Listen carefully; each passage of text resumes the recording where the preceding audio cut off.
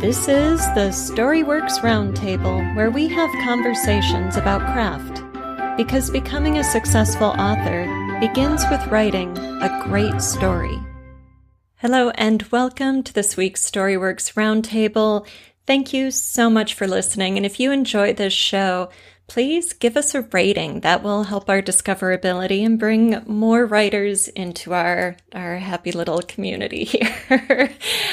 Tonight, Robert, Kathryn, and I are talking about projects. We had a question in the Facebook group from Deanna. She wanted to know, how do you prioritize projects, especially when you don't have a specific deadline for a given project? And then, Kathryn, you brought up the question of, when should we move on? When should we drop a project? Break up, dump it, next. How do you prioritize a project? Do you have multiple projects going at once? Let's start there. Ooh. Yes. Yes, I do. Probably more than I should have, and I probably need to simplify my life. But yes, I always have one that's a little bit more accessible, maybe in the drafting stage, and then one that's maybe more in the pre-writing stage or the revision and drafting, or, as long as I've got something that I could actively be creatively drafting on, and something that is more brainstorming or something that is more analytical, like two different sides of my writing brain can be active, whichever one I'm feeling more in a given moment. That's how I tend to use my projects. I like that. I think there's a lot to talk about there, but first, Robert, do you have multiple projects going on simultaneously? Tend not to, and definitely not within the same creative sort of box. So, I really don't think I could write on two works of fiction at the same time very easily. But I could. I don't know if I've ever done it. I edited non-fiction at the same time as writing fiction. I may have done that, and it might have been around. It might have been, a blog post or an email series or something. But obviously, it still counts as writing. But yeah, I do find it quite hard to mix. I think there's a sense of living in your story that seems to almost feel like you're betraying your characters by writing on something else. Yeah, or like you're splitting your attention by doing multiple projects at once, especially if they're in the same stages, unlike what Kathryn does. Yeah. I know when I was in the MFA program, I always took 2 classes per semester, a full load, not a half load. And so I had to do multiple projects at once, so maybe they were short stories, maybe it was novel pre-writing, maybe, essays, depending on what the course was. But outside of that, I tend to not do multiple things in the same genre. So I might be writing a craft book and a novel, or essays or blog posts or whatever, and the fiction. But yeah, it does feel kind of like you're betraying one project if you work on another one. Unless, as Kathryn said, your brain is going to different parts of the process. Yeah. So why does that work for you, Kathryn? Why do you like to have the different phases running simultaneously? Right. I think sometimes they feed each other. So like right now, for instance, I'm in the middle of, I just finished the draft up on my short story, and I'm in the pre-writing phase of my novel. And so I'm really digging deep into like outline, structure, world building, detail oriented things in the pre-writing, and sometimes my brain just starts shutting down, like I can't handle one more detail. But I could flip over. I still have 30 minutes left in my writing time, and I can easily flip over and start drafting because I know where I'm at in my draft. And then by the time I'm done, I've almost already got something else that's been brewing in the background that I could add to my outline at the very end. So they the different styles of creativity tend to meld really well for me, so that while I'm drafting, I can sort of background be thinking about something else, which is kind of fun to me. Yeah, I like that. That sounds super efficient, because you just mentioned your writing time. And so if a writer is trying to consistently have a window of time every day that you fill with writing, then if you're running low in one mode, you can switch modes instead of, like taking a walk or getting a snack or something. And then you can still be true to your goal of writing time or word count or whatever that is. Exactly. Yeah, nice. I like that. I might adopt that. It probably won't work for everybody. I think you kind of have to have synergistic things, either like you were saying, something completely different that like bumps you out of your thing, or like my two stories are both fantasy stories and they're both a little bit, they're thinkers in my own brain, like they make my mind turn over certain things, and so like it just shifts the focus just enough, but my brain's still in the same sort of thinking mode, so I think it works that way, but probably wouldn't necessarily be like blanket advice, go find yourself 2 projects. Right, no, that's true, but it might be a different project, like a nonfiction thing, like building your blog, so it's still the word count piece or the button chair piece, but you're giving your brain that shift. And then you're also building the muscle of the ritual of the time block. Right, exactly. And if there's other people like me, like I don't have time every day. So I don't have that ability to like really get into like, oh, I did this yesterday and but I have a good solid 3 to 4 days a week that I'm getting time, but that means that sometimes I don't have the consistency to really have my brain like churning and going. So starting with one project, flipping to the other project, and then going back to the first project can sometimes allow my brain that time to really get some flow and get the thoughts moving in the right direction, even though I didn't necessarily have the continuity from one day to the next. Right. Now, do you find that when you switch projects, whether it's 2 fiction projects or switch mode of project, like going to the nonfiction piece, that they feed each other, that you get ideas for one when you're working on the other?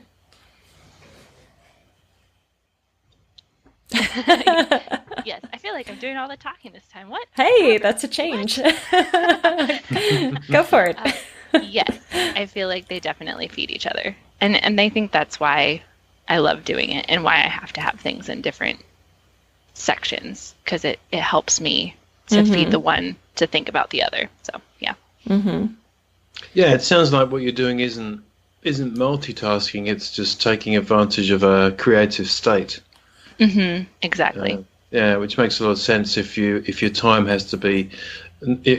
can't be divided into a regular daily habit, but you've got longer chunks of time on erratic days, then that makes perfect sense. And I can see that if there's similar creative projects, then one would riff off the other nice and easily. I mean, I can think about certainly times where I've been in first draft mode and things occur to me as I'm deep into the story, and I think, oh, that will be perfect to seed into the next book, the next book in the series. But that's not really, I wouldn't say that's working on 2 projects, but perhaps some people might think it is. I don't know. Yeah. But I think that helps you resist the sort of, shiny object thing. Now that's such a really good idea, I better go and write that. Well, you don't really have to. You can just bullet it out somewhere and come back to it. Yes. Yeah, definitely. Yeah. So leaning back toward this issue of prioritizing projects, do you find that by having 2 things going or needing to switch modes, that projects take longer to complete? Is it a productivity enhancer switching back and forth, or is it, just spreading your time thinner? Good question. I don't know that I have an answer for that yet. I'm still so trying to figure out my productivity habits right now. But what I've found is that it keeps me doing when I necessarily wouldn't otherwise. So I'm going to say that for right now, yes, it's helping me be more productive because I feel like I'm making progress in both camps rather than getting that feeling of writer's block because your brain just is dead and mush and saying, okay, well, fine, I'll just wait and try again tomorrow, I can continue to be creative just in a different way. So I'm making progress on both projects. It's probably slower than if I had a dedicated time to just sit down and do one project and had that flow of creativity. But I'm going to say for right now, in the stage of life that I am and the time that I'm getting, that it's definitely a good for my progress. Yeah, I think that's a great answer because, perhaps we are ultimately more productive when we identify one project and see it through start to finish. I know there's been research to that effect saying that you actually accomplish more big picture when you do one project at a time instead of trying to do them all at once. But depending on where you're at in life and what your schedule allows. And so I think just taking advantage of the time you have and staying in the creative mode is huge. I applaud that. Right. Thank you. I think some of that depends also on schedule and deadline, because the research that you're talking about, and I was just scratching my head trying to think about the studies into workflow. There's a very famous Israeli man who did a whole load of work on commercial productivity, so looking at workflow specifically within manufacturing and larger businesses. And one of the fascinating things is that if you look at, say, 3 projects on at once, say project A, B, and C, every project has slippage. If you try to work on 3 projects at once, then one project's slippage adds to the next project's deadline extending because you're trying to do all 3 at once, so they push each other out. And when you look at it, when I first saw there's a lady who did it all as a graphic, and when you look at it, it's shocking. Oh my goodness, no, I should just stick to project A and get it done. Right. Which obviously, as Kathryn says, it only really matters depending on what you have prioritized. If your priority is to overcome creative or stuckness, then what Kathryn's doing is perfectly fine. But if you're juggling multiple projects in order to make multiple deadlines, it's a mistake. Right. And it's just better to push on with the one, which then probably leads us into, well, what if it's the one that you think you need to move on from? Well, yeah, but first let's address Deanna's question of how do we prioritize project A, B, and C? Is it marketability? Is it audience, perceived audience desire? Is it the one that floats your boat the highest on the biggest wave? What helps you declare this project is the one that's getting all my time and attention now? To put it in story terms, it depends on the stakes. Right. I mean, if it's got to pay the bills, then I guess that's the one that you're probably, if there's a demand. I mean, we hear authors talk about this a lot. Readers are hanging out for the next book in the series, but sometimes as authors we can get sidetracked by this. But I've got this great idea for this new detective series I want to start, and you could be. You could be alienating readers, and we have heard of some famous authors who may be doing just that. So I think some of the priority has to come down to what your outcome for writing is. Is as you said, are you writing commercially? Do you need to pay the bills? What are the stakes on hand? As someone else, have you made yourself accountable to somebody else for this particular piece of writing? Right. So it is I know it's a kind of an it depends answer. Right.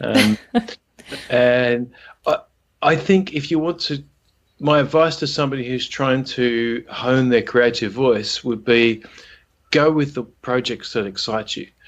Because I think if you're early in your career and you're trying to develop some aspect of how you write, then that's probably the best practice. Because otherwise, I think a lot of people have made the mistake of loving work that's influenced them and then trying to become that type of writer and emulating that voice. And I've never heard anyone say it worked. I grew up being influenced by Stephen King and now I write just like him. It just doesn't work. We've all got our unique message to the world, and that's what makes authors so fascinating. That's what makes reading so fascinating. Because, we are essentially often reading the same story over and over again, but because somebody's brought their individual flavor to it, it makes it engaging. It makes it fun. It's, I don't know, it's one of those activities you can repeat a great deal and still get joy from. Right. So I think, I'll just go back to the point. I think, prioritizing passion. If there's there are no other stakes other than improving how you write as an author, then I would go with passion. Yeah, I agree. If you don't have that deadline with a publisher or with your readership or whatever that accountability piece is, then pursue the passion project and just make sure that if the passion starts to flag a little bit because you're running out of steam or because you've, hit a problem in the craft you don't know how to solve or something, don't let the seeming loss of passion be an excuse for giving up on that project. You have to know when to stay at the table or the writing desk and when to walk away, which I think brings us to your question, Kathryn. When do you walk away? Why did you pose that question? What's happening? So I mean, as I've mentioned before, I teach piano, right? And I have this student right now who wants to write songs. And we hit this problem where I literally told her, this song, you're not writing it anymore because you're stuck at this certain level, and you either need to push past it or you need to drop it and move on to the next song because you're not making any progress as a songwriter. And I thought of myself as a writer, and I went, oh man, how many times do I drop projects because I feel like they aren't going where I want them to go, and therefore I'm not learning or growing as a writer, so I need to move on. And do I do it too much, or do I do it appropriately? So that's why I kind of brought this, because I want to know how and when you guys abandon projects, if you abandon projects, or when you push through seemingly hard spots or things that you don't think are going to work, etc. Yeah, wow, that's a good question for some soul searching. Yeah. And I'll tell you, like, the story that comes to mind is a novel where I outlined and wrote, went back, re-outlined, realized the story itself didn't work, rewrote completely, went back and re-outlined and realized the story still didn't work. Like, fundamentally, the story was not working. I had done some really great world building. I'd done some really great character building, and I felt like I had learned and grown a lot. But I felt like to reinvest that time into fixing that particular story was potentially a waste. Right. It was spending too much time in that particular world. And to take the skills that I had developed from that and to move into another story felt like a better use of my time and creative energies, rather than sticking with the same story that I had already written, drafted twice. You know what I'm saying? Yeah, and I think that's wise. I think that's a good call, because we all write things that are not achieving what we want them to. So that doesn't mean we abandoned the project. We maybe completed the project. It just wasn't, worthy of publication or worthy of putting out into the world. And so we, as you say, walk away from that project, but then put those skills, carry them forward into a new thing. And I mean, that is completely valid. Robert, what do you think of that? I have difficulty. I'm a completer, and so I hate leaving loose ends. It drives me mad. So the only thing I've ever really abandoned is probably a trilogy where I left an open loop for the trilogy closed, but I left an open loop at the end. So that I could pick it up again, and since no one was really interested, I just didn't bother. So I think some of that comes from external feedback, which is why I do think for authors being introverted and kind of working within our own little box, sometimes we might make a decision to abandon something when what we need is a mentor, as Kathryn's talking about with the piano, a mentor or another expert who has some insight. And the insight might be, yes, you should drop this. It's not getting you further. You're not improving your song or your songwriting or your writing. Or it might be that we just have maybe pushed into a scene that doesn't fit with that particular genre, or it might be that we're trying to push the story in a way that doesn't work. And you can't sometimes see that from inside the box. And that's where I think, anything, Facebook groups, writers' circles, story coaches, anyone really, probably not somebody who's not experienced with story, because if you do end up talking, it depends on who they are, of course, but if you regularly talk to your partner about these things, then that's fine. But sometimes just sort of, going and talking to a friend and saying, I'm stuck in this point, and they might just give you really silly advice. So I do believe in fast iteration of feedback from people who know how to provide feedback. So I think that can help resurrect a project where you still feel some spark for it. I was, this is probably only just the other day, I was reading one of Maggie Stiefvater's tweets, because somebody had asked her, how do you know when a story is not worth pursuing? And she gave two really good answers. She said, as a reader, if you haven't got me, and she was very kind, if you haven't got me in the first 100 pages and not going on, well, I probably won't 100? last 100 pages. I know, right? Exactly. I don't think I would last 10. But the point was, look, if it's boring, then there's a problem. And that can be the same as an author as well. If you feel you're boring yourself ploughing through something, then it probably is time to at least, sideline that, either to get the advice or just to park it. Move on, yeah. Oh, it comes back to that passion thing again. And so she said, if when I'm writing, I feel like I'm writing the same story again, then I'll stop. And that's an interesting insight. And she's obviously written a lot, so she can perhaps self-evaluate in that way. And again, for new author, you can't necessarily tell that. And then as a reader, she said, if I'm reading it and it feels as if, and this comes back to this unique voice thing again, and trying to repeat or emulate another author who's influenced you. She said, if I'm reading something and I feel like it's just the same story and anyone could have written it. I thought that was very insightful, because we're heading into an age where artificial intelligence is probably going to be able to do exactly that. And so it behooves us Scary as thought. authors. I know. But the one thing we have is humanity's unbelievable creativity, where we can seemingly connect dots that almost nothing else can. And it's what's made us who we are, and it's why we tell stories, I believe. So until the answer to the philosophical question of why would an AI tell a story, and that's a separate podcast, Right.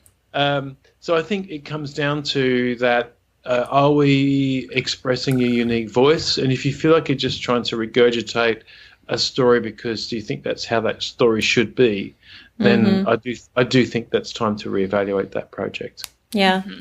Yeah, and I think in addition to everything you've just said, Robert, another thing worth mentioning is when you feel like you're just beating your head against a wall. We can get tenacious with our projects, but there comes a point when it's not going anywhere and fixing it isn't working and the passion is dead, and,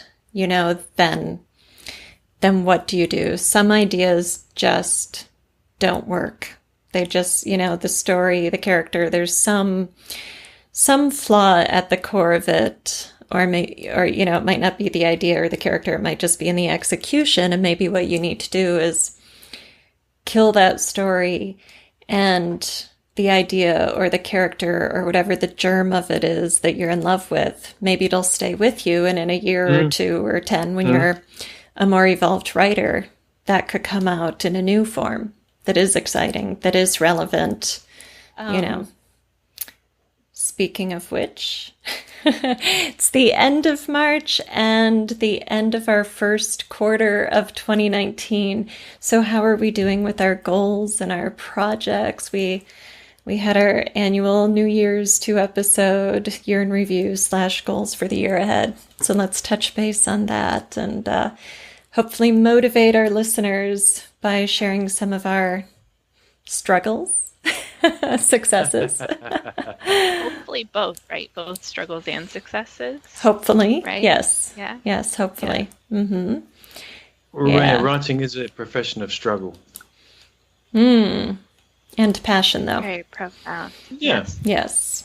Struggle and passion together. All right. Well, I have been keeping to my word of writing every morning, first thing, with about 2 or 3 days exception when, like I was sick and had to sleep in, or my partner's travel day, had to get to the airport. But really, with just a few days exception, I've been butt to couch, notebook to lap, and today I think I hit page 196. So by the time this podcast airs, I'll have crossed the 200-page mark in my new manuscript. Well done. Yeah. That's excellent. That is excellent. Yay. Thank you. Yes, that feels good.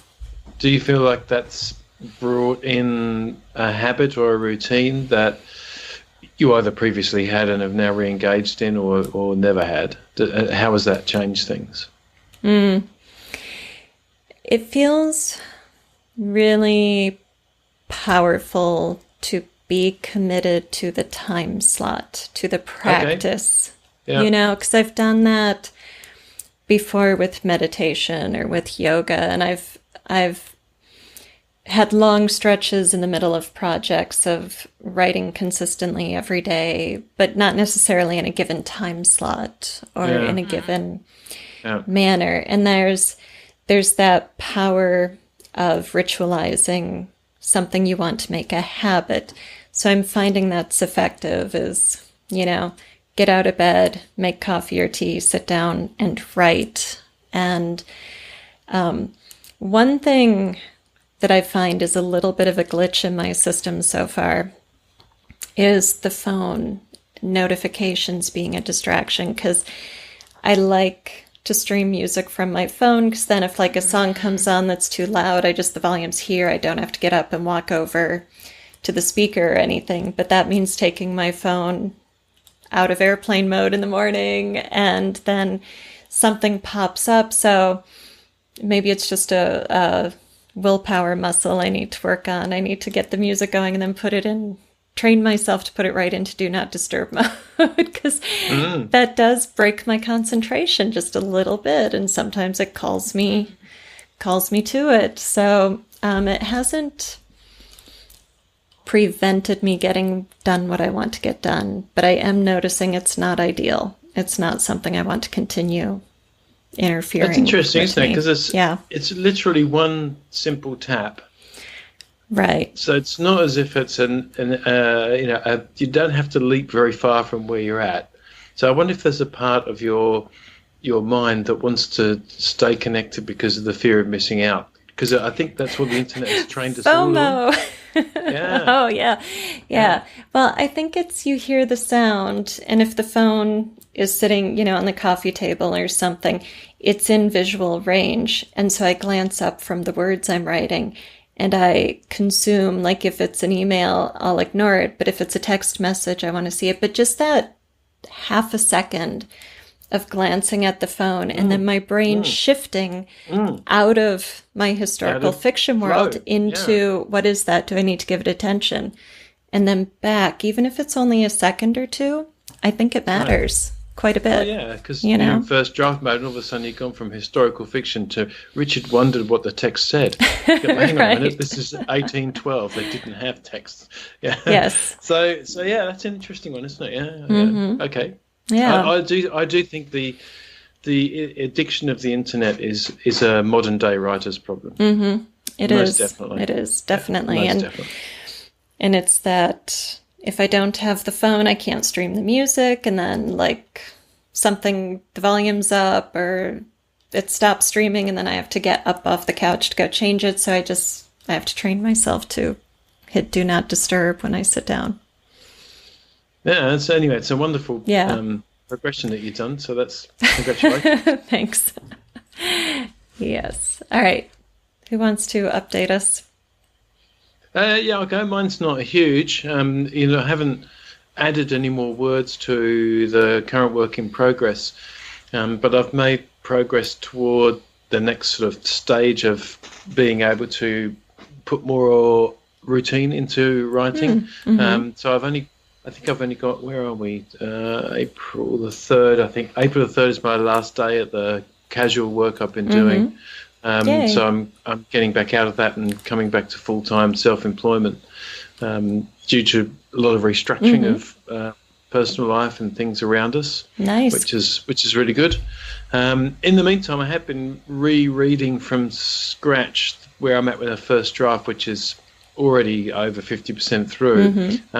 And because I've been doing, as you know, sales copywriting every single day and a lot of it, that has really tightened my understanding of sentence structure, passive voice, to some degree inadvertent head hopping. And by that I mean not necessarily head hopping, but taking away the character's agency inadvertently by the way you structure a sentence. And that's probably something that's worth a podcast episode at some point as well, is how active your beats are. So when I'm rereading the first draft, I'm reading it to just get a sense of story and with my larger story grid view, and that's picked up some issues, but I'm also reading it thinking, oh, that's a terrible couple of paragraphs. I can really whip those into shape, and that's exciting. That is exciting. Because when you see something, they think, oh, I can improve as a writer now. I would write that completely differently now. Right. Now, I understand that obviously I've got my editor hat on a bit there, and that's always going to be the case when you're rereading your first draft. Right. You're going to see sections that when you're in full flow at the time you think were Shakespeare, but then when you come back to it, it drops. Yes. Yeah. But that's the process. So I haven't written any new words in that, but I am invigorated by change, and I've been working behind the scenes to bring about that change. Yeah. And then I'll be doing what you're doing, Alida. I'll be saying, because I think that I like what you said there, is that it comes back to the old thing about the plumber showing up, and you've made the 10 a.m. appointment for the plumber, and the plumber shows up and gets in there and sort of says, you know what, I'm just not feeling it. I'm going to come back later in the day. And I think as writers, it's very easy to do that. It's very easy to say, I should sit in the chair. But no, I'm going to clean the kitchen first because, that makes a lot more sense. And so that daily habit, it seems to me to be the way that almost any author has said that's almost the only path. And I know there's never really only one path to producing work. So you have to be careful.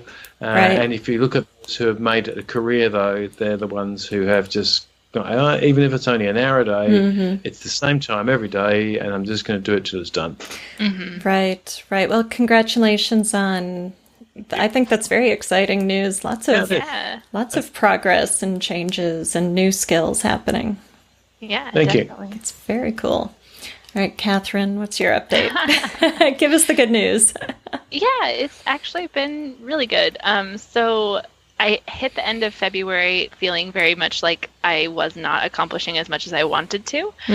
But what I had found through January and February was that I definitely only have a couple days where I have the energy and the brain capacity to actually sit down and be creative, because my writing has been pushed to after the baby is asleep.